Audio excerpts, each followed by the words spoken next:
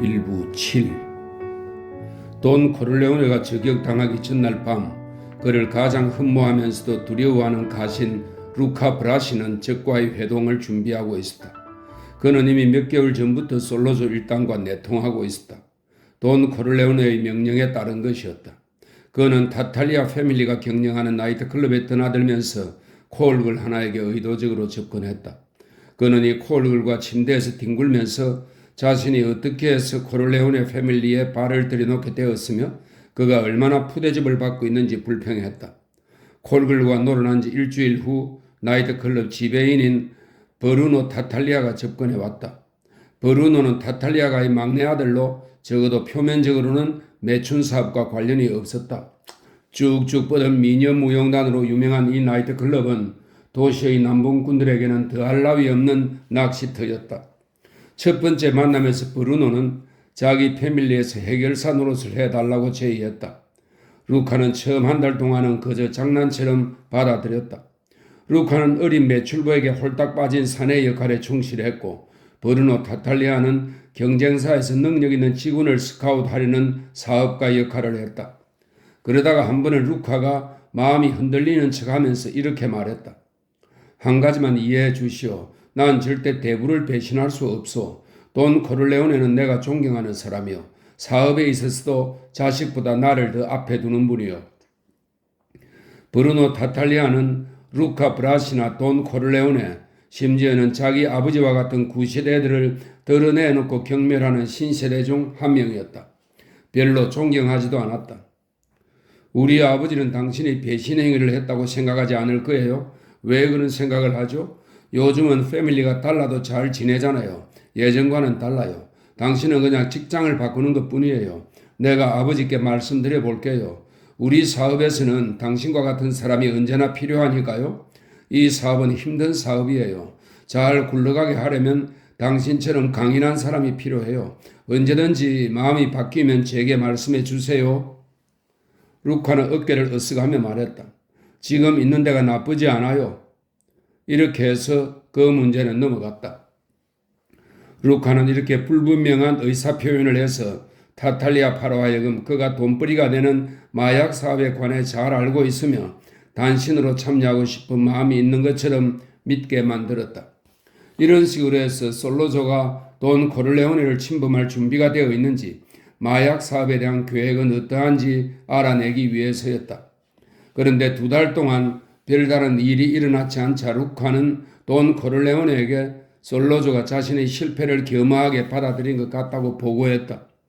돈 코르레오네는 그에게 계속 접촉하되 정면 돌파는 하지 말고 측면에서 지켜보기만 하라고 했다. 돈 코르레오네가 저격당하기 전날 밤 루카는 나이트클럽에 들렀다. 브루노 타탈리아는 그를 보자마자 테이블로 오더니 곁에 앉았다. 어떤 친구가 당신한테 할 말이 있답니다. 그가 말했다. 데리고 오게. 자네 친구라면 누구라도 환영이네. 루카가 말했다. 안 돼요. 은밀히 만나고 싶어 해요. 그가 누군데? 그저 내 친구예요. 당신에게 한 가지 제안을 하고 싶대요. 오늘 밤 늦게 만나 보실래요? 좋아. 몇 시에? 어디에서? 타탈리아는 목소리를 낮추더니 새벽 4시에 클럽 문을 닫아요. 웨이터들이 청소하는 동안 여기에서 만나는 게 어때요? 라고 물었다. 루카는 자신의 습관을 아는 놈인 걸 보니 평소에 자신을 관찰한 게 틀림없을 거라는 생각이 들었다. 그는 보통 오후 서너 시에 일어나 늦은 아침을 먹고 패밀리의 동료들과 도박을 하거나 여자들과 노닥거렸다. 때로는 심야 영화를 보고 난 다음 클럽에 들러 술을 마셨다. 결코 새벽 이전에 잠자리에 드는 적이 없었다. 그래서 새벽 4시로 약속 시간을 정해도 힘들 게 없었다. 좋아, 4시에 다시 올게. 그는 클럽을 나와 택시를 타고 10번가의 하숙집으로 향했다. 그는 먼 친척벌인 이탈리아인의 가정에서 하숙을 하고 있었다. 복도 없이 열차 차량처럼 붙어있는 그의 방은 특수 칸막이에 의해 2개로 나뉘어져 있었다. 그는 가족적인 분위기도 느낄 수 있고 어떤 형태의 공격에 대해서도 안전한 이런 집 구조가 마음에 들었다. 루카는 교활한 터키 여우가 드디어 털복숭이 꼬리를 드러내기 시작했다고 생각했다. 만일 솔로조 자신이 오늘 밤 직접 나와 일의 매듭을 짓게 된다면 대부에게 드릴 크리스마스 선물로 이것만큼 훌륭한 것은 없을 거라고 생각했다. 루카는 방문도 잠그지 않은 채 침대 및 트렁크에서 방탄조끼를 꺼냈다. 묵직했다. 그는 옷을 벗은 다음 모직으로 된 속옷 위에 방탄조끼를 걸치고 나서 셔츠와 웃옷을 입었다. 그는 순간 롱비치에 있는 돈 코르레온에게 전화를 걸어 새로운 진척 상황을 알릴까 생각하다가 그만두었다.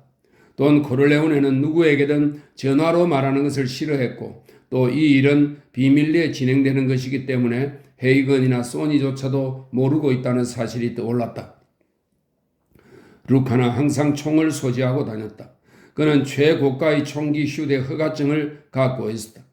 총 $10,000의 비용이 들었지만 경찰에게 몸수색을 당하더라도 교도소에 가지 않으려면 별 도리가 없었다. 그것은 패밀리의 간부들에게나 발급되는 허가증이었다. 그러나 오늘 밤 작업을 제대로 끝마치려면 등록되지 않은 총이 필요했다. 그렇게 해야 추적당해도 안심할 수 있었다. 오늘 밤에 벌어질 일에 대해 곰곰이 생각하던 루카는 일단 솔로조의 제의를 들어보고 나서 대부에게 보고해야겠다고 생각했다. 그는 클럽으로 돌아가서도 술은 더 이상 마시지 않았다. 그 대신 48번가를 어슬렁거리다 단골인 패시 식당에서 간단히 늦은 저녁을 먹었다. 그리고는 약속 시간이 될 때까지 클럽 입구의 주택가를 어슬렁거렸다. 그가 클럽으로 들어갈 때 도움에는 보이지 않았다. 휴대폰 보관소의 아가씨도 퇴근을 한 모양이었다. 오직 브루노 타탈리아만이 기다리고 있다가 그를 보더니 룸 가장자리에 있는 한적한 바로 안내했다. 클럽 중앙에는 다이아몬드처럼 번쩍이는 노란 댄스 플로어가 있었고 드문드문 작은 테이블이 놓여져 있었다. 앞쪽에는 어둡고 텅 빈 악단용 무대가 있었고 금속 마이크는 뼈대가 튀어나와 있었다. 루카가 바에 앉자 브루노 타탈리아가 그 뒤로 가서 술잔을 가져왔다. 그는 술을 거절하고 담배만 피웠다. 어쩌면 이 일은 솔로조가 아닌 다른 누군가가 사주한 것일지도 모른다. 그가 이런 생각을 하고 있을 때 저만치 어둠 속에서 솔로조가 나타났다. 솔로조는 악수를 청하며 루카의 옆에 앉았다. 브루노가 솔로조 앞에 술잔을 내려놓자 그는 고맙다는 듯이 목례를 했다. 나를 아시겠소? 솔로조가 물었다. 루카가 고개를 끄덕이며 잔인한 미소를 지었다. 쥐가 제 발로 걸어 나왔군. 변질하니 시칠리아 놈을 처치하는 기쁨을 오늘 맛보게 될 것이다. 내가 무슨 말을 할 건지도 알고 있소? 솔로조가 물었다. 루카는 고개를 저었다. 꼭 성사시키고 싶은 대형 사업이요. 간부 정도면 수백만 달러를 벌 수 있지. 첫 번째 선적된 물건에 한해서 5만 달러를 약속하겠소. 다름 아닌 마약이요. 아주 유망한 사업이지. 왜 나를 찾았소? 대부한테 말해주기를 바라는 건가? 루카가 말했다. 솔로조가 눈살을 찌푸렸다. 난 이미 영감에게 제의했소. 하지만 전혀 생각이 없더군. 좋아. 그 영감 없이도 난 할 수 있어. 하지만 우리 사업을 보호하려면 당신 같은 실력자가 필요하오. 당신이 돈 코르레오네에게 불만이 많아 배를 갈아타려고 한다는 것도 알고 있어. 루카가 어깨를 으쓱했다. 조건만 좋으면.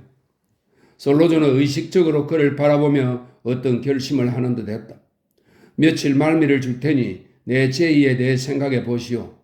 솔로조가 손을 내밀었지만 루카는 못 본 척하며 급히 담배를 물었다. 그때 바 뒤에 있던 브루노 타탈리아가 얼른 라이터를 꺼내더니 루카의 담배에 불을 붙여 주었다. 그런 다음 수상한 행동을 했다. 브루노는 라이터를 바닥에 떨어뜨린 뒤 그걸 줍는 척하며 루카의 오른손을 꽉 쥐었다. 순간 루카는 반사적으로 몸을 의자 밑으로 미끄러뜨리며 손목을 돌려 빼려고 했다. 그러나 솔로조가 그의 나머지 한쪽 손목을 잡았다. 사실 그때까지만 해도 루카는 완전히 자유롭지는 못해도 둘을 상대할 힘은 충분했다. 그런데 등 뒤 어두컴컴한 곳에서 한 사내가 걸어 나오더니 루카의 목에 얇은 비단끈을 걸었다. 그리고 루카가 숨을 쉬지 못하도록 꽉 잡아당겼다. 루카의 얼굴은 보랏빛으로 변하고 팔의 힘이 서서히 빠지기 시작했다. 루카의 양팔을 잡고 있던 브루노와 솔로조는 사내가 루카의 목을 더 단단히 조이는 동안 호기심 많은 어린애처럼 그 모습을 지켜보았다. 갑자기 마루가 축축하고 미끌미끌해졌다. 루카의 관략근이 통제력을 잃고 벌어지면서 몸속에 배설물이 쏟아져 내린 것이다.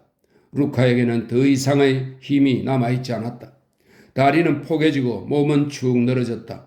솔로조와 타탈리아가 그의 팔을 놓고 뒤로 물러나자 루카의 몸이 바닥으로 쿵 하고 낮아빠지고 그 힘에 끌려 교살자도 무릎을 꿇었다.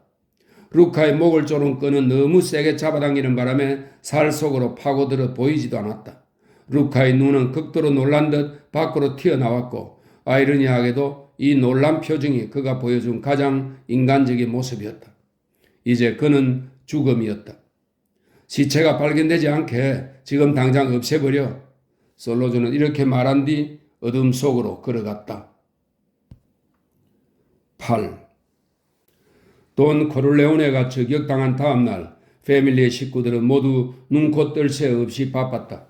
마이클은 하루 종일 전화 옆에 앉아 소니에게 전화 내용을 중계했다. 톰 헤이그는 두 사람 사이를 오가며 솔로조와 흥정을 벌일 중재자를 물색하느라 바빴다. 솔로조는 갑자기 잠잠해졌다. 클레멘자와 테오시오의 부하들이 그를 색출하라고 시 외곽까지 사정거리에 두었다는 사실을 아는 것 같았다. 그러나 솔로조는 타탈리아파의 간부들과 함께 어디론가 잠적해버린 것 같았다. 소니는 이 점을 예상하고 있었다. 적들은 그런 기본적인 예방책을 선택할 수밖에 없었을 것이다. 클레멘자도 그날 하루 종일 파울리 가또 건으로 바빴다. 테시오는 루카 브라시의 행방을 찾아내라는 명령을 내렸다. 루카는 저격 사건이 있던 전날 밤 이후로 집에 돌아오지 않았다. 예감이 불길했다. 그러나 소니는 루카 브라시가 배신을 했다거나 기습 공격을 당했을 거라고는 생각하지 않았다. 코를레오네 부인은 병원에 다니기 좋도록 친구들과 시내에 머무르고 있었다. 사위인 카를로 리치도 롱비치에 오겠다고 했지만 장인이 마련해준 사업에나 전념하라는 충고를 들었다. 그는 맨해튼의 이탈리아인 거주지에서 수익성 높은 막군 영업소를 운영하고 있었다. 코니는 병원에 입원해 있는 아버지를 자주 문병하기 위해 시내에서 어머니와 함께 머무르는 날이 많았다. 프레드는 롱비치 본가의 자기 방에서 안정을 취하고 있었다. 문병원 소니와 마이클은 그의 창백한 얼굴을 보며 놀랐다. 소니는 프레드의 방을 나서며 저런 노인네보다 더 큰 충격을 받은 것처럼 보이네 라고 말했다. 마이클은 어깨를 으쓱했다. 그는 전쟁터에서 그와 비슷한 상황에 처했던 병사들을 본 적이 있었다. 그러나 프레드에게 그런 일이 생길 줄은 몰랐다. 프레드는 형제들 중 몸이 가장 튼튼하고 힘도 셌다. 그러나 아버지에게는 가장 순종적인 아들이었다. 그럼에도 돈 코를레오네가 둘째 아들에게 중요한 사업을 맡기기를 꺼려한다는 것은 공공연한 사실이었다. 프레드는 머리 회전이 더디고 마음이 약했다. 또한 수줍음이 많고 배짱도 없었다. 마이클은 오후 늦게 헐리우드의 조니 폰테인에게서 전화를 받았다. 마이클에게 수화기를 건네받은 소니는 이렇게 말했다. 아냐 소니, 노인네를 만나러 여기까지 올 필요는 없어. 아버지는 상태가 중한데다가 자네도 좋지 않은 소문에 휘말릴 게 뻔해. 아마 아버지도 오는 걸 반기지 않을 거네. 아버지가 퇴원하셔서 집으로 오시면 그때나 오게. 그래, 알았어. 아버지에게 안부 전할게. 소니는 전화를 끊고 마이클을 돌아보며 말했다.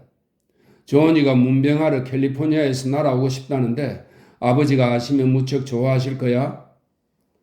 오후 늦게 마이클은 부엌에서 케이의 전화를 받았다. 아버지는 어떠셔? 그녀가 물었다. 그녀의 음성은 다소 긴장되고 부자연스러웠다. 그녀는 신문에서 갱이라고 부르는 사람이 진짜 그의 아버지이며 저격을 당했다는 사실이 믿어지지 않는 듯 했다. 괜찮으실 거야, 마이클이 말했다. 병원에 갈 때 나도 함께 갈까요? 케이가 물었다. 마이클이 웃었다. 그녀는 마이클이 언젠가 이탈리아의 노인들과 잘 지내려면 예의를 차리는 게 중요하다고 했던 말을 기억하고 있는 것이다. 이건 특별한 경우야. 신문기자가 당신 이름이나 배경에 대해 알아낸 다음 데일리 뉴스의 3면에 걸쳐 대문짝만하게 실릴지도 몰라. 전통적인 양키 집안의 처녀가 마피아 대부의 아들과 사랑에 빠지다. 그럼 당신 부모님이 좋아하실까? 우리 부모님은 데일리 뉴스 안 보셔. 케이는 이렇게 말하고 뾰로통해져서 입을 다물었다. 어색한 침묵이 흐르고 난 뒤 그녀가 다시 입을 열었다. 마이클, 당신은 괜찮아요? 위험한 거 아니에요? 마이클은 다시 웃었다. 나는 코를레오네 집안의 계집애로 알려져 있어. 나를 위협할 사람은 없어. 나를 따라다니며 괴롭힐 이유도 없지. 어제 일은 일종의 사고였어. 내가 만나면 자세히 설명해 줄게. 그게 언젠데? 그녀가 물었다. 마이클은 잠시 생각했다. 오늘 밤 늦게 어때? 당신이 묵는 호텔에서 저녁 먹고 병원에 가서 아버지를 뵙는 건 어떨까? 하루 종일 전화 받기도 힘드네. 괜찮지? 단 아무한테도 말하지 마. 우리가 함께 있는 모습을 사진 기자한테 들키기 싫으니까. 아니야 케이, 농담이야. 너무 당황스러운 요구지. 특히 당신 부모님을 생각하면. 괜찮아요. 기다릴게요. 당신 대신 크리스마스 선물 사놓을까요? 아님 다른 필요한 건? 됐어. 그냥 외출 준비나 하고 있어. 그녀는 다소 들떠서 웃었다. 알았어요. 준비할게요. 그런데 내가 언젠 꾀죄죄 했어요? 아니, 그렇지 않아. 그래서 당신은 내게 최고의 여자야. 사랑해요. 그녀가 말했다. 당신도 사랑한다고 해봐요. 마이클은 부엌에 앉아있는 4명의 건장한 청년들을 힐끗 쳐다보았다. 지금은 안 돼. 이따가 만나. 좋아요. 그녀가 전화를 끊었다. 그날의 임무를 끝내고 돌아온 클레멘자는 부엌에서 커다란 냄비를 이용해 토마토 소스를 만드느라 부산스럽게 움직이고 있었다. 마이클은 그에게 목례를 한 다음 모퉁이에 있는 아버지의 집무실로 돌아갔다. 헤이건과 소니가 그를 찾고 있었다. 클레멘자 아저씨 거기 계시던? 소니가 물었다. 마이클이 빙그레 웃었다. 군대 취사방처럼 병사들에게 스파게티를 만들고 계셔. 그따위 일은 집어치우고 빨리 이리 오시라고 해. 지금 더 중요한 일이 있어. 테시오 아저씨도 함께 모시고 와. 소니가 급하게 말했다. 몇 분 뒤 사람들이 모두 집무실에 모였다. 소니는 다짜고짜 클레멘자에게 물었다. 그놈은 처치했어요? 클레멘자는 고개를 끄덕였다. 다신 볼 수 없을 걸세. 마이클은 등골이 오싹했다. 그들은 파울리 가토가 결혼식에서 유쾌하게 놀았던 춤꾼 클레멘자에게 살해당했다는 사실을 말하고 있었다. 소니가 헤이건에게 물었다. 자네 눈이 좋았어. 그렇지? 그가 이젠 협상하는 데 열이 식은 것 같아? 별로 조급해하지 않는 것 같아? 아니면 워낙 꽁꽁 숨어 있어서 우리 쪽에서 찾아내지 못하는 건지도 모르지. 어쨌든 아직까지 믿을 만한 중재자를 정하지 못했겠지만 그도 이젠 협상해야 한다는 걸 알 거야. 노인네를 설득하지 못했을 때 기회를 잃은 거야. 헤이건이 말했다. 녀석은 똑똑한 놈이야. 우리가 한 번도 상대하지 못한 영리한 놈이지. 노인네가 완쾌될 때까지 기다리면서 자기에 대한 정보를 얻으려 한다는 걸 눈치챘을 거야. 소니가 말했다. 헤이건은 어깨를 으쓱했다. 물론 그럴 거야. 하지만 협상을 하지 않고는 못 베길걸. 선택의 여지가 없거든. 내일 다시 내가 시작해 보겠어. 틀림없어. 그때 클레멘자의 부하 하나가 문을 두드렸다. 그는 클레멘자에게 보고했다. 방금 라디오에서 경찰이 파울리 가토를 발견했다는 뉴스가 나왔습니다. 자동차에서 죽어 있더랍니다. 클레멘자는 고개를 끄덕이더니 걱정할 것 없어 라고 말했다. 부하는 놀란 눈으로 카프레짐을 쳐다보다가 이내 이해하겠다는 표정을 지었다. 그리고 부엌으로 되돌아갔다. 별일 없었다는 듯이 회의는 계속됐다. 소니가 물었다. 아버지는 좀 차도가 있으시다던가? 헤이건은 고개를 저었다. 생명에는 지장이 없지만 며칠째 사람들과 말씀을 못 나누신다네. 아직 수술에서 회복되는 단계이니 그러실 만도 하지. 어머니와 코니가 며칠째 병원에 계셔. 병원 주위는 경찰이 경호하고 있고 테시오의 부하들도 만일의 경우를 대비해서 병실을 지키고 있어.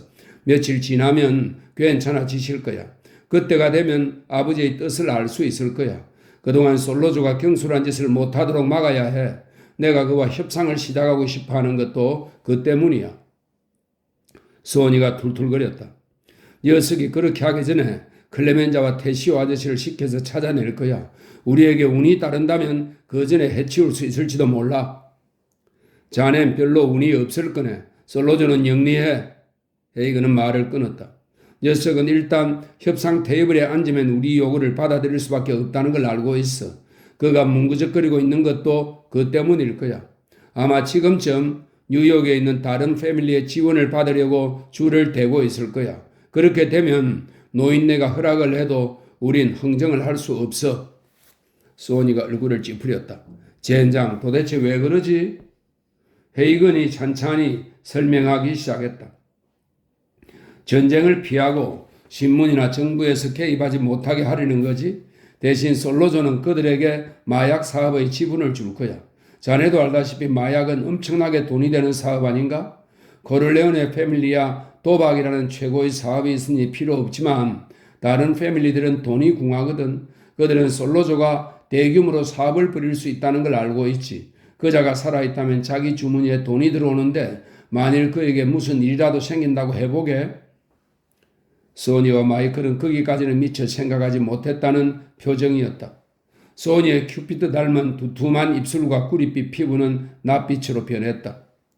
놈들이 원하는 대로 해줄 수는 없지. 이번 싸움에서 무모하게 굴지 않는 게 좋을걸? 클레멘자와 테시오는 어떤 희생을 치르고라도 난공불락의 언덕으로 돌진하겠다고 고집부리는 지도자의 이야기를 들으며 마음이 편치 않았다. 헤이건이 차분하게 말했다. 이봐, 소니. 아버지는 자네가 그런 식으로 생각하는 걸 원치 않으실 거야. 그분께서 늘 하시는 말씀, 자네도 알지 않는가? 그건 쓸데없는 짓이라는 말씀. 물론 대부님께서 솔로조와 흥정하라고 하시면 못할 이유가 없지만 이건 개인적인 감정만 가지고 접근하면 안 돼. 어디까지나 사업이라고? 우리가 솔로조와 흥정하려는데 다른 패밀리들이 방해한다면 그 문제를 협상해야 하네. 그러나 우리가 솔로조와 흥정하기로 결정하면 그들도 환영할 거야. 대부님도 문제를 해결하려면 다른 부분에서 양보하실 거야. 그러나 이런 식으로 피를 보면서까지 문제를 극단적으로 해결하려 해서는 안 돼. 자네 아버지를 저격한 것은 인간적인 정오 때문이 아니라 사업 때문이어서 자네도 그 점을 잊어서는 안 돼. 소니의 태도는 여전히 강경했다. 좋아, 나도 다 알아. 다만 우리가 솔로조에게 원하는 방식을 다른 사람들은 찬성하지 않는다는 걸 잊지 말게.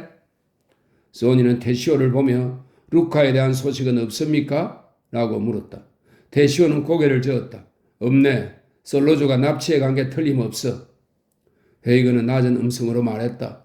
그래, 솔로조는 루카를 전혀 두려워하지 않았어. 난 그 점이 의아하더군. 루카 같은 사람을 두려워하지 않을 만큼 바보가 아닌가 했어. 아무래도 루카가 이번 일에 끼어들지 못하도록 손을 쓴 것 같단 말이야. 소니가 중얼거렸다. 맙소사, 루카가 나와 싸우는 일이 있어서는 안 되는데 그건 내가 가장 두려워하는 일이야. 클레멘자, 테시오 아저씨 어떻게 생각하세요? 클레멘자는 천천히 입을 열었다. 누구든지 실수할 수는 있어. 바울리 좀 봐. 하지만 루카는 한 길로만 갈 사람이야. 대부는 그가 믿고 두려워하는 유일한 사람이야. 사람들이 존경할 때나 존경하지 않을 때나 그는 자네 아버지를 존경했어. 루카는 절대 우리를 배신하지 않아. 솔로조가 제 아무리 교활한 놈이라도 루카를 유혹하지는 못할 걸세. 루카는 모든 사람, 모든 걸 의심하는 자야. 그는 항상 최악을 준비하고 있지. 그저 며칠 쉬러 어딜 간 모양이니 기다려보자고. 언젠가는 그의 입으로 직접 들을 수 있겠지. 소니는 테시오를 돌아다 보았다. 테시오는 어깨를 으쓱했다. 누구든 배신자가 될 수 있어. 루카는 매우 예민한 사람이야. 어쩌면 대부가 어떤 식으로든 그를 모욕했을지도 몰라. 충분히 그럴 수 있지. 그런데 마침 솔로조가 그에게 뜻밖의 제의를 해온 거야. 헤이건 말대로 우린 최악을 생각해야 해. 소니가 모두에게 말했다. 솔로조도 파울리 갓도의 소식을 듣게 되겠죠? 놈이 어떤 생각을 했을까요? 클레멘자가 차갑게 웃었다. 녀석도 코를레오네 패밀리가 등신이 아니란 걸 알게 되었을 거야. 자기가 어제 얼마나 운이 좋았는지 깨닫게 될 거야. 소니는 얼른 반박했다. 그건 운이 좋은 게 아니죠. 솔로조는 수주일 동안 계획을 세웠어요. 매일 사무실에 나오는 아버지를 미행하고 하루 일과를 체크했을 거예요. 그리고 나서 파울리를 매수했고 아마도 루카까지. 역시 톰도 정확히 때를 봐서 납치했어요. 모든 걸 자기 마음대로 한 거예요. 그러나 운이 좋았던 게 아니었어요. 그가 고용한 저격수들은 능숙하게 처리하지 못했고 아버지는 너무 빨리 병원으로 옮겨졌지요. 만일 놈들이 아버지를 죽였으면 나는 흥정에 응할 수밖에 없었고 솔로조가 이겼을 거예요. 하지만 이젠 5년이 걸리든 10년이 걸리든 그를 죽이고 말 거예요. 그러니 녀석이 운이 좋은 게 아니죠. 그때 클레멘자의 부하 한 명이 스파게티 프라이팬과 접시 몇 개, 포크와 포도주를 가져왔다. 그들은 스파게티를 먹으면서 회의를 계속했다. 마이클은 눈이 휘둥그레졌다. 그와 헤이건은 스파게티를 먹지 않았으나 소니와 클레멘자, 테시오는 빵 조각으로 소스가 하나도 남지 않도록 깨끗이 먹어치웠다. 마치 코미디를 보는 것 같았다. 테시오는 파울리를 없앴어도 솔로조는 눈 하나 깜짝하지 않을 것이며 오히려 그걸 예상했을 거라고 했다. 월급 줘야 할 입을 하나 들게 되어 속으로 쾌재를 부르고 있을지도 모른다고 했다. 게다가 솔로조는 놀라지도 않을 것이다. 원래 그런 직업을 가지지 않았는가? 마이클은 다르게 말했다. 전 이 방면에 아마추어지만 여러분이 솔로주에 대해 하시는 말씀과 갑자기 그자가 톰과 연락을 끊었다는 얘기를 들으니 무언가 깜짝 놀랄 만한 꿍꿍이가 있는 것 같습니다. 무언가 교활한 방법을 써서 자기가 유리한 고지를 선점하려는 것 같아요. 만일 그걸 안다면 우리 쪽에서 기선을 잡을 수 있을 겁니다. 소니는 뚫뚫한 듯이 말했다.